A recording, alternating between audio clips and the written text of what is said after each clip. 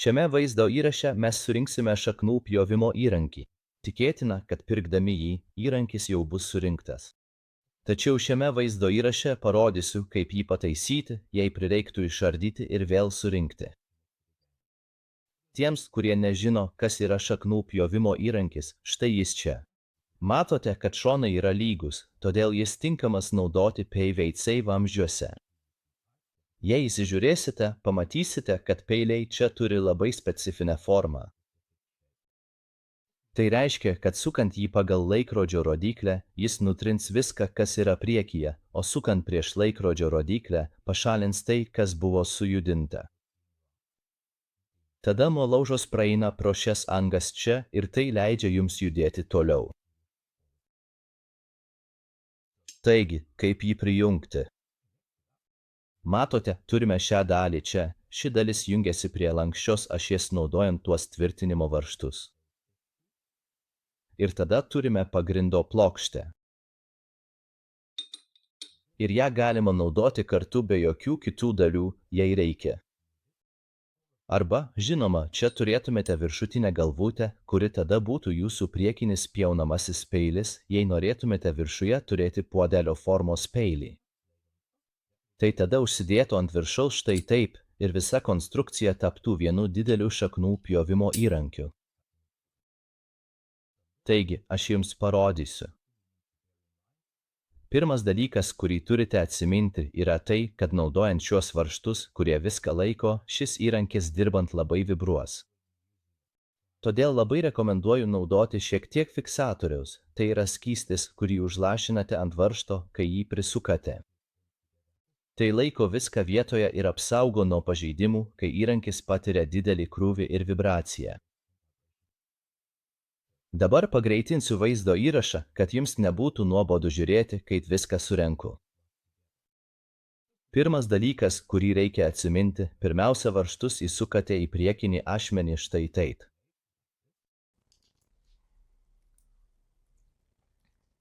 Ir kai tie varžtai jau yra priekinėme ašmenyje, štai taip. Kai jie jau priekinėme ašmenyje, matote čia, viskas gana lygiai su paviršiumi. Juos dedate tiesiai ant pirmosios plokštės štai taip ir prisukate per tą pirmąją plokštę štai taip.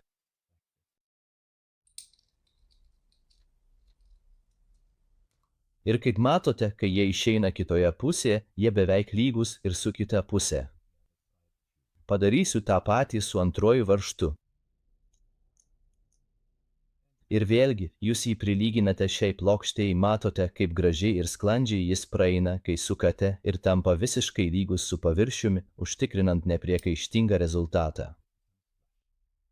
Kai abu varžtai yra lygus su paviršiumi, iš esmės juos sulygiuojate čia, viską vėl sujungiate, sulygiuojate taip, kad matytumėte skylutes kitoje pusėje. Ir man patinka padaryti taip, kad vienas iš jų šiek tiek labiau išlįstų nei kiti du. Ta vieną pritvirtinu prie pagrindo ir naudodamas šešiakampį raktą jį priveržiu.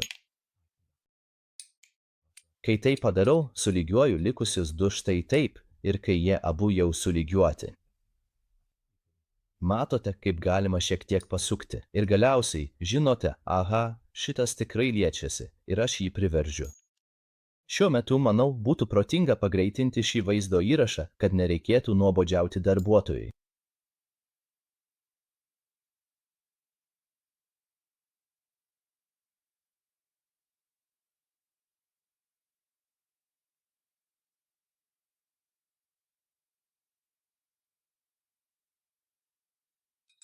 Štai ir viskas. Aš juos gerai ir tvirtai priveržiau, o dabar uždėsiu savo puodelio ašmenis štai taip. Ir galite matyti, kad šios mažos briaunos čia ir tos mažos briaunos akivaizdžiai tiks prie šios mažos briaunos, kurią turime čia. Štai taip. Nes matote, kaip jos gražiai ir švariai susijungia. Apverskite ir kai apversite, pamatysite, kad kitoje pusėje yra mažas sriegis. Ir vėl įdėkite varžtus štai taip, gerai juos priverškite.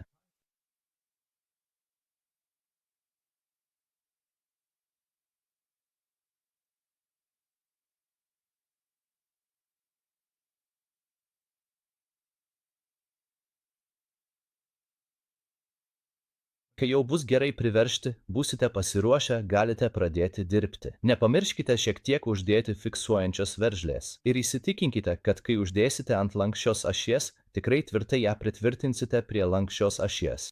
Nes tai gana sunkus įrankis, šis akivaizdžiai skirtas naudoti su 3/8 kolio ašimi, nerekomenduojame jo naudoti su plonesne ašimi, nes įrankio svoris yra gana didelis. Štai taip surenkamas šaknų pjovimo įrankis. Labai ačiū, kad žiūrėjote. Geros dienos.